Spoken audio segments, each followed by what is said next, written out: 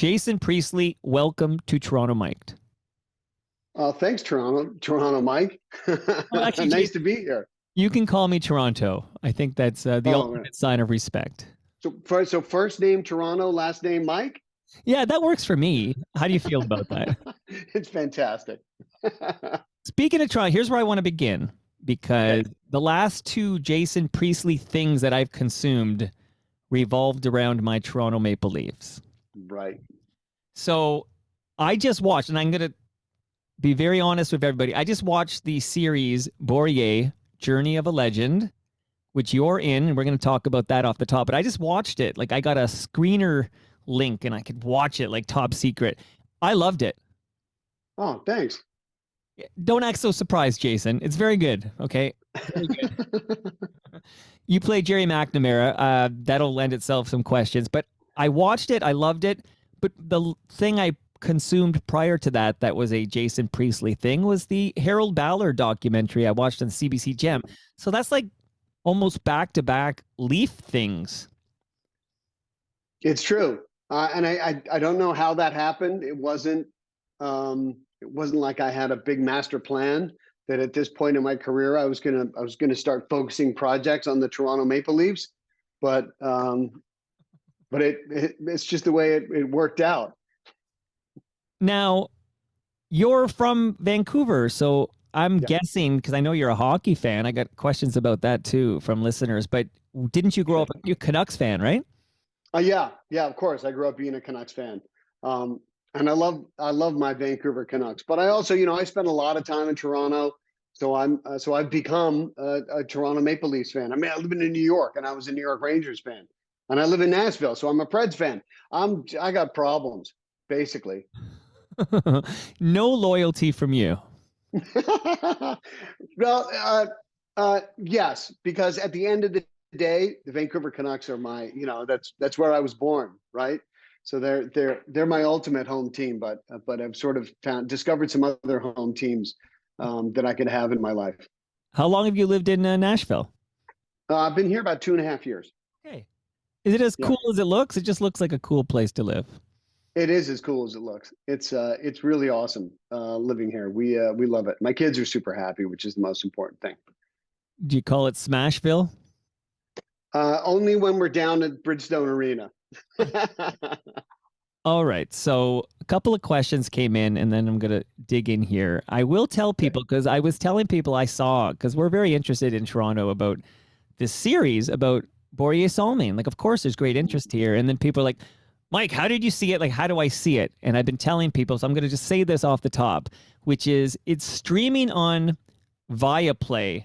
And you can get Viaplay. This is a Scandinavian streaming service. And if you go to, I think it's $6.99 a month, you can get Viaplay at viaplay.com. So Via is just like VIA. They say Viaplay. I would have said Viaplay, but I'm Canadian. What do I know? But you can find this at viaplay.com. You can get it $6.99 a month. The series, it's great. Like straight up, I absolutely loved it. So I guess I want to find out, before I get back to Börje, Journey of a Legend, what made you interested in the Harold Ballard doc? I personally have been fascinated by all the Harold Ballard stories I can consume. But what made you, a Vancouver guy, interested in Harold? Well, Harold was such a figure and dominated the front page of not only of the Toronto Star, but of, papers all across the country for years. And so I was very familiar with who Harold Ballard was and the sort of very controversial figure that he was. And so when me and a couple other guys were trying to put together a scripted, fictionalized version of Harold's life, and the idea to do a full length deep dive documentary sort of came out of that, and we discovered that no one had ever done anything on him like that. So we decided that as part of our research for the other project, we would try to do a documentary. And we went in and we pitched it to the CBC, and they bought it like in the room. because they were obviously hockey fans too, and so we went and made it. It took us about a year to put it together, but I think the final product's pretty good. It's unbelievable that there was nothing quite like that out there, because if you Yeah. talk, we have younger kids. If you talk to, I talk to my 21-year-old, my 19-year-old, and I tell them about this character we grew up with who just existed in our world around us. It sounds like we're making it up, right? Like, Yeah, I mean, the whole thing seems like it. Like, if you put that in a script, no one will believe it. This the crazy mercurial owner of a professional sports franchise that moves into the arena that they play in because he never wants to be away from his team. Like the whole thing, and he left his house in the West End. So he pilfered all this money from the Toronto Maple Leafs to remodel that house in the West End. He gets caught. He goes to jail. When he gets out of jail, he doesn't go back to the house that he went to jail for stealing all the money to renovate. He moves into the Maple Leaf Gardens. Like the whole thing, it was just crazy. oh man, but yeah, so great job on that. That's on CBC Gem. So to walk me through it, like how did you get the gig in the Börje series, which is not a documentary, it's fictionalized, but are they like, hey, this guy seems to know Leaf stuff, let's get him to play Gerry McNamara? No, I don't think it was nothing like that, because we were still working on the Ballard doc when they approached me about playing Gerry. I think that they wanted someone Canadian who would also have an international presence as well. And I mean, there's Bill Shatner and there's me probably and Ryan Reynolds. Like that's it, right? Right. And Bill and Ryan weren't available, so it came down to me. Well, you did a great job. I'll say you did a great job in this series. And again, basically see it. Like if you're a Leaf fan, or if you have even a mild interest in Börje Salming, I just love it when TV shows or movies they recreate the 70s and 80s. Like that sort of like gets me every time. And there's such a great job. You get that feel down, the browns and the other shades of brown. And the plaids and the shag carpeting and all of it. And the guy who plays Börje is one of the Skarsgård. Like they're like the Swedish, Yeah. the like that the one of the big acting families, and I can't Yeah. keep track of them all, but they're all amazing. They are, and Walter is no different. He is super talented, really nice kid. Just really starting out in his career, and I think he's got a big future ahead of him. He's tall, he's it's like all the Sarsgaards. It's almost annoying, right? Tall and handsome and Nordic, and Another good-looking Swede. Move on. Like I was happy to see. So FOTM means friend of Toronto Mike. Jason, you're now an FOTM. All right, cool. That's cool. Awesome. Do I get a pin or well, something? I'm working on like T-shirts or something, but Okay. fellow FOTM is Jim McKenney. And yeah, sure, there's a character, there's an actor playing Jim McKenney, Howie, who played alongside Börje. But I noticed a cameo for Jim in this series. You get to see Jim McKenney doing play-by-play. That's right. That's right. There's a cameo by him. There's a cameo by Daryl Sittler, by Lanny McDonald, Tiger Williams. Yeah, the director Amir did a great job. Oh, and Gerry McNamara, he has a cameo too. Okay, there's a question for you on that. I'm glad you sent it up. So I'm going to burn through a couple of hockey things that lead up to it. One is that Philip wrote in when he heard you were coming on Toronto Mike to know, he wants to know, do you still play hockey frequently? And if so, who do you play with and what position do you play?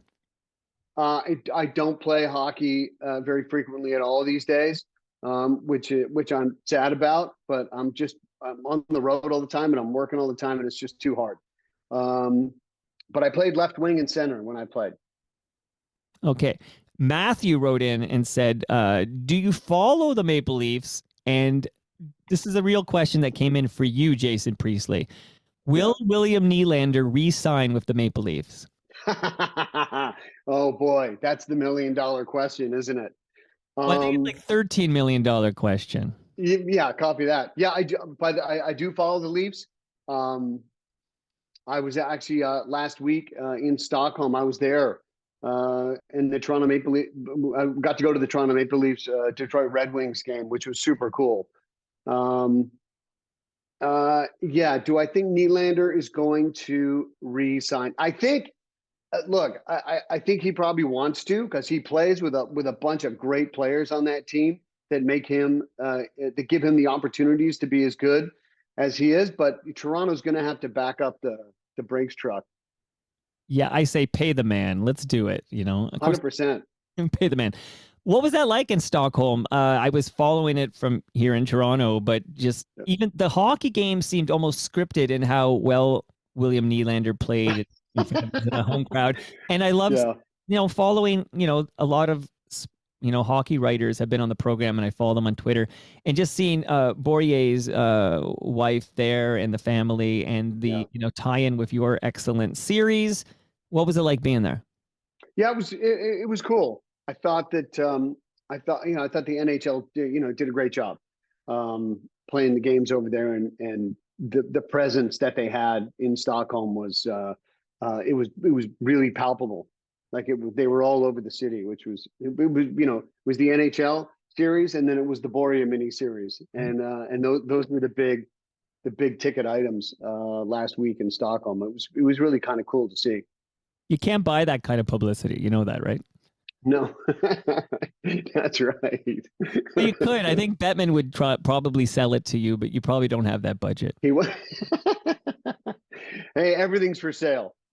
So I hear. Okay, coming back to Gerry McNamara, because some people might not know the man is still with us and he's still sharp. But Craig M writes in and says, "I understand Jason is playing Gerry McNamara in an upcoming movie." I'm here to correct Craig and say it's not a movie; it's a series. And it's called Börje Journey of a Legend, and it's on Viaplay. Go to viaplay.com. It's like $6.99 a month, and there's a lot of other cool stuff there. But I would get it for the Börje series, okay? But back to Craig M. He says, "I'd like to know what went into that and if Jason was able to spend much time with Gerry. Gerry, at 89 years of age, is still incredibly sharp." Yeah, he is. I did. Well, Gerry was one of the interviewees that I had come in to talk about Ballard for my Ballard doc. So I got to spend a day with Gerry while we were doing that, and I'd interviewed the guy. Like and so when they sent me this miniseries, it said, "You want to play Gerry McNamara?"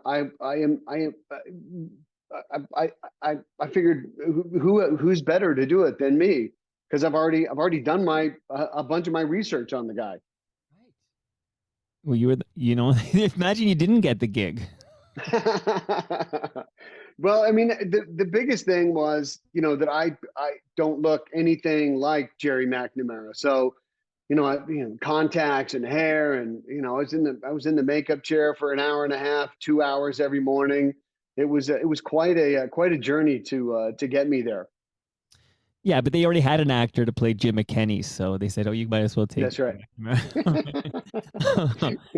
All right. Before I'm dying to get to a Toronto band that you had some interaction with, because this band is a big deal in the TMU. That's the Toronto Mike's universe. But Scott Bannister wants to know, when you did that documentary about Harold Ballard we talked about earlier, were you able to get any Dave Keon quotes? Any Keon quotes at all for that? No. Dave wasn't one of the guys that we talked to. Well, yeah, he's been a little. It's been a tough go. I think Keon's still a little bitter about some things, but he is showing up at ceremonies now. But for a long time, he wouldn't touch that's cool. Any Maple Leaf. Right. All right, tongue in my cheek when I congratulate you. Well, I'll take the tongue out of my cheek. What the hell, right? Why do I have to have my tongue in my cheek? But you did get nominated. I just want to shout you out for getting nominated for a Young Artist Award for Best Young Actor Supporting Role in a Television Series for Sister Kate. And I want you to know, I actually watched an episode of Sister Kate when I was prepping to chat with Jason Priestley. Yeah. So congrats on your Young Artist Award. Yeah, I was really heartbroken when I didn't take home that trophy. That's early days for you, though. That's early days. That was early days. That was my first TV series in America. and we shot that show in 1989. Myself and Stephanie Beacham and a bunch of little kids. It was, I mean, you watched the episode. What did you think of it? It's like, a comfort, it's like eating Kraft dinner with hot dogs in it or something, like it's not good for you, but it's comfortable. Like, when I was a strict diet of Sister Kate, but like, no, I didn't like, I have to bail on this. Like I watched I was fascinated by, I don't remember Sister Kate. No, not many people do. We were on Sunday night against 60 Minutes, and nobody was watching. Listen, I know just so you know, 15-year-old Mike, I don't think he was watching 60 Minutes either, but who knows what I was watching. But there is another show I just was watching this episode called A Piece of Cake. It was a Airwolf episode. Oh, right. Yeah. Yeah, that was from like the mid 80s. That was a long time ago. Before we get to some more recent fare, I will just tell the listeners that they're used to these. Like, I think I've groomed the Toronto Mike listeners to, when someone comes on, we'll see you in 90 minutes. Okay. So I just want to let everyone know, Jason's a very busy man doing lots of stuff. So this won't be 90 minutes, so maybe I'll get there right now. I just talked myself into going there right now. I kind of need the detail here. This is very important to me, Jason. You, again, we talked about this. You're like a British Columbia guy, but you're in LA doing stuff. Everybody knows you got the role of Brandon Walsh on 90210. I could probably spend, 90 minutes talking to you about that. But I want to know, like, when did you discover music from Barenaked Ladies? I got introduced to Barenaked Ladies. A friend of mine who I went to high school, that I graduated from high school with, he was living in Chicago. He still lives in Chicago, trading on the Chicago Mercantile Exchange. And I was going through Chicago for some reason, and so I reached out to him, and I was like, "Hey, dude, I'm coming into town. Let's get together." So I went over to his apartment where he was living, and he was playing Barenaked Ladies, and he gave me a CD of Gordon, of their, I guess I think it was their first or second album. That's their first studio release. Their first studio album, right? Yeah. There was the mixtape before that, and then that was their first studio record. Yeah, and I was like, dude, who's this? He was like, you don't know? That's Barenaked Ladies. But of course, I'd been living in America. There's no way I would have known. Right. So he gave me the CD, and I listened to it all. Wore that thing out, if you could still do that, and really just fell in love with the band. And then they were coming to LA to play in LA, and I went to go see them. And then I got backstage, and I started hanging out with the guys, and then every time they came to LA, I would they would call me, and we'd get together and have dinner and have laughs, and then sort of the idea to make this documentary. The documentary, it came out of all those kind of experiences, but the documentary was supposed to be different. The documentary was going to be, sort of the way that I pitched it to them and to everybody else. I said, here's a Canadian band that in Canada sells out the Maple Leaf Gardens and sells out the Pacific Coliseum, sells out all over the country, and they're playing in, big arenas, and it's a big show. And then the minute they go south of Buffalo, they're playing in bars, and there's 4 people there. Like, what's that like? And I wanted to show that juxtaposition, because I thought there would be a lot of comedy to come out of that. And of course, while the year that I'm setting up to shoot the documentary, Barenaked Ladies go and record Stunt. And of course, Stunt comes out, and 1 week becomes the #1 single on the planet, I think. Oh, yes. And all of a sudden, everything changed, and the whole trajectory of the documentary totally changed. That's amazing, Jason. That's amazing, because I like the idea for that first documentary, but that's all blowing up when you go to #1 on the Billboard Hot 100. Like, this tiny Canadian band you never heard of has now got the #1 song in America. Yeah, it was crazy. It was so needless to say, it all came crashing down after that. But then there were there were some other things that all of a sudden Kevin got sick, and we spent a lot of time talking about that. And but it was that original idea that I had. I kind of, there's a little bit of me that wishes I had the opportunity to shoot that. And that was, of course, this is Barenaked in America is the name of this thing. And you could have taken the idea that you had for the original Barenaked Lady documentary, when they hit #1 and you had to kind of change it. You could have made that I think you could have made that documentary about the Tragically Hip. Yeah, that's true. Like the hip never broke through in America in a major way, which was a tragedy. They're a great band. They're all super talented. Yeah, I don't know why their music didn't translate south of the 49th parallel. I don't know either, except I'd argue, I think everybody would agree that Tragically Hip much bigger than Barenaked Ladies in Canada, and subsequently, of course, never did seem to strike a big. But back to Barenaked Ladies, of course, I'm taking all my time now. I have Barenaked Ladies, but I want just a couple of specific things, and I think I have them in the right order. But you direct the video for The Old Apartment. Yeah. So is that simply you go to the guys and say you're interested in directing? How about I direct a video? Is it that simple? Well, no, I was already directing a lot of things. I was directing, multiple episodes of Beverly Hills 90210 every season.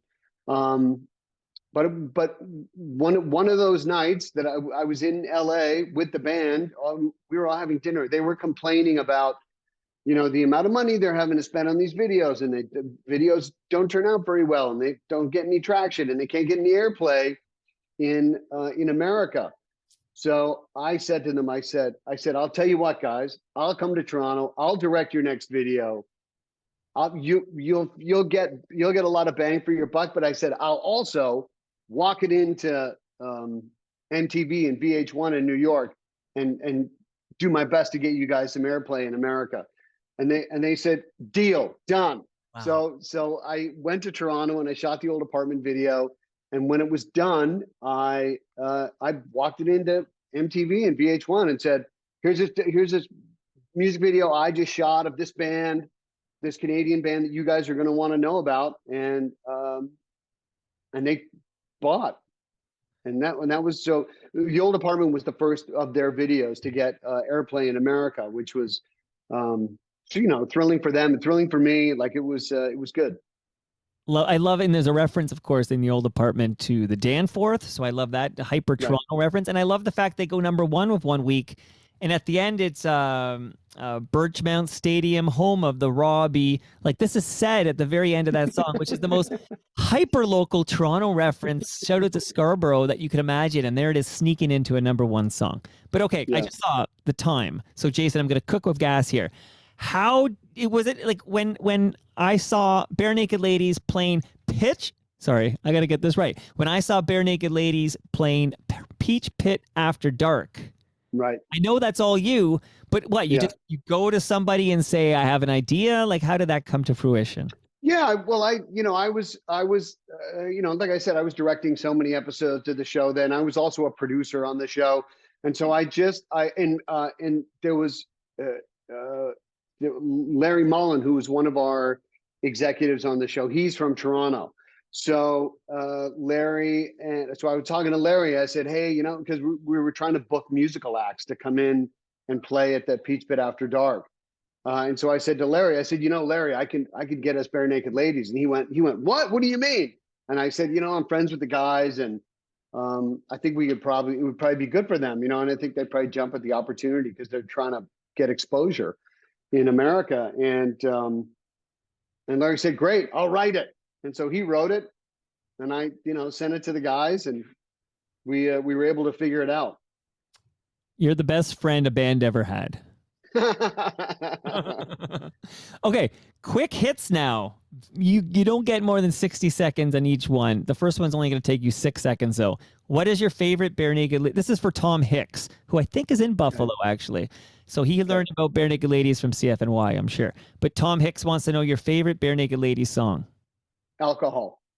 Oh, yeah. Good one. Okay. By the way, I'm seeing Stephen Page with the Trans-Canada Highwaymen at some point in December at the Horseshoe. If you want to come and hang with me, let me know.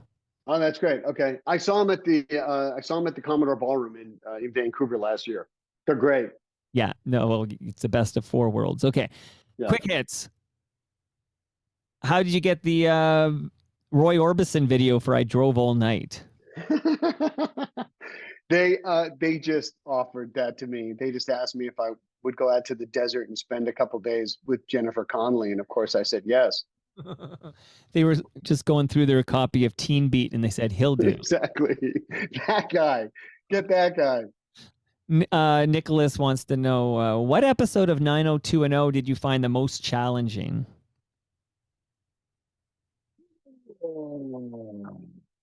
It's a tough That's a one. There good might take more question. than a minute. Yeah. That's a good question.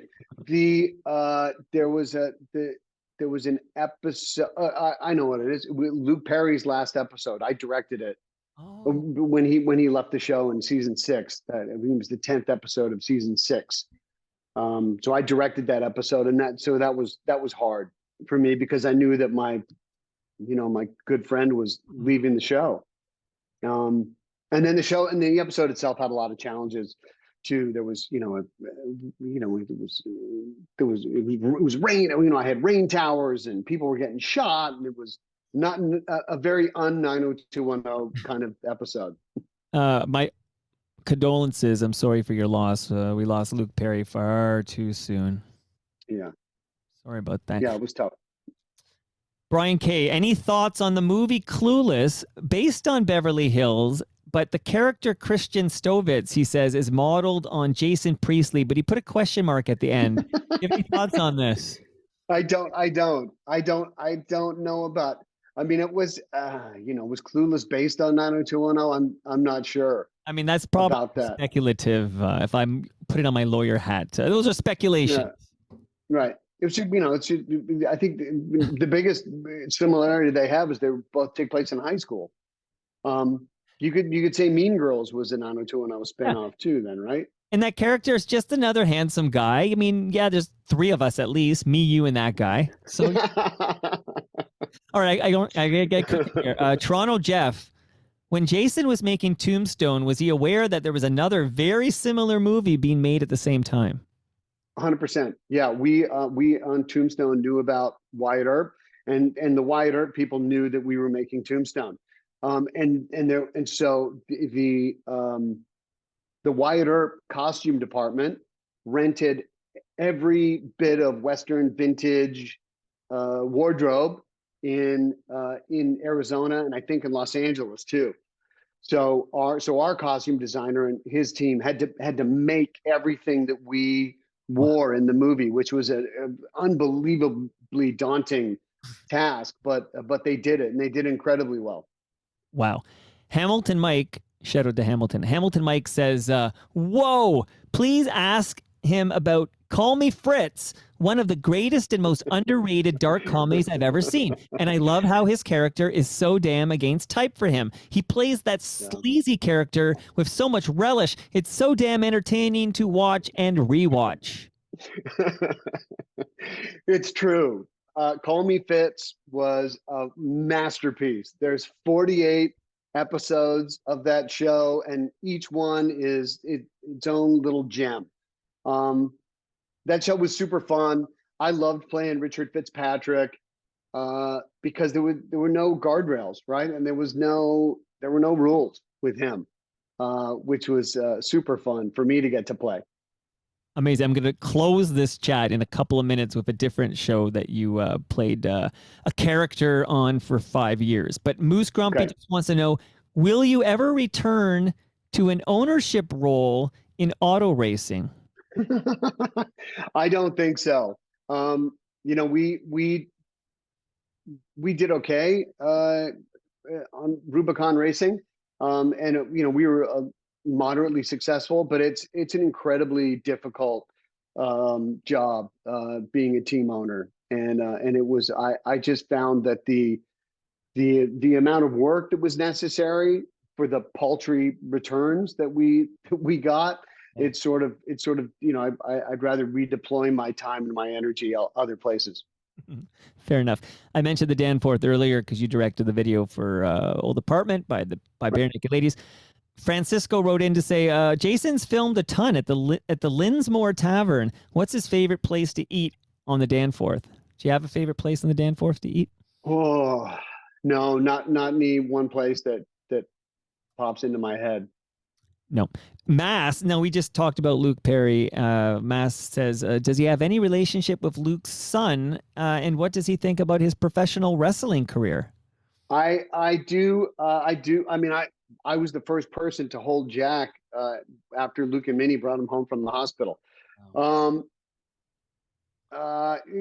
have a little bit of a relationship with Jack, but I love watching him wrestle. He's an amazing athlete, and he can do things that mortals can only dream of. Wow. All right. Penultimate question. That's a big word. You can Google it later, Jason. No, I know what it means. I know what it means. I know. Sorry, some guy named Gear wrote me that line. Okay. Kevin in Alberta says, do you watch the new Quantum Leap, and do you have any memories from the original Quantum Leap? I do not watch the new Quantum Leap, but I remember vividly shooting the episode of Quantum Leap that I did, the original Quantum Leap. It was super fun. I think I still might have one of those Nomad jackets around too. Like it was really, really fun. They made me an ID card on like a driver's license. And so my character's name was Pencil in the episode, but on my driver's license, it was first name Pencil, last name Neck. Well, my first name is Toronto, so I get that. All right, quick reminder, because you know where I'm closing, right, Jason? But I'm going to let people know Viaplay is where you can stream Börje, Journey of a Legend. Jason's in it. It's basically covers the kind of discovery of Börje Salming. He comes to Canada. You get great footage from the 70s and 80s, recreating the Leaf teams. You mentioned Lanny and Daryl Sittler, and of course Jim McKenney and all these, Norm Ullman. They're all there. Honestly, I did legitimately enjoy it, and I was kind of looking forward to not loving it, and then I watched the damn thing and I go, oh, it's really good. Jason did it again. What a jerk. Okay, but so everybody should get Viaplay so they can watch Börje, Journey of a Legend. But here's where we're closing. You, Jason, played Matt Shade in Private Eyes. What can you share with us about your 5 years playing the character Matt Shade in our series Private Eyes? And what do you think of the guy who wrote the source material, some guy named Gare Joyce? Any thoughts on Gare Joyce and Private Eyes? Yeah. Well, look, Gare might have written a piece of material that we built a basic framework on, but we had to get rid of all that eventually because it wasn't ready for prime time. You know what I mean? It wasn't very good, right? No, Gare's an awesome guy. I love Gare, and we had a great time making that show. It was really fun, and I was sorry to see that one get canceled the way that it did. Well, that's bullshit, right? We all think that's bullshit. What a great show, and they should still be making Private Eyes. Thanks, man. No, I appreciate that. Thanks. So thank you for that. Thanks for at least throwing a few bucks Gare's way, because he must have got a couple of dollars, right? Like he's like, yeah. I think we threw him a couple of shekels to get the rights. But he's Gare's great, man. He used to come down to the set all the time, because we were always filming in the annex, or and he would just be walking his dog and come by and say hello. It was really funny. Well, dude, you were amazing in your Toronto Mike debut, but we're gonna have to do at some point. We'll have to do it like a sequel, because as you can tell, there's some other ground I need to tend to here. But this was amazing. Congrats on the new series, and I can't wait for your next Maple Leaf based project. Right on. Thanks, Toronto. I'll see you next time.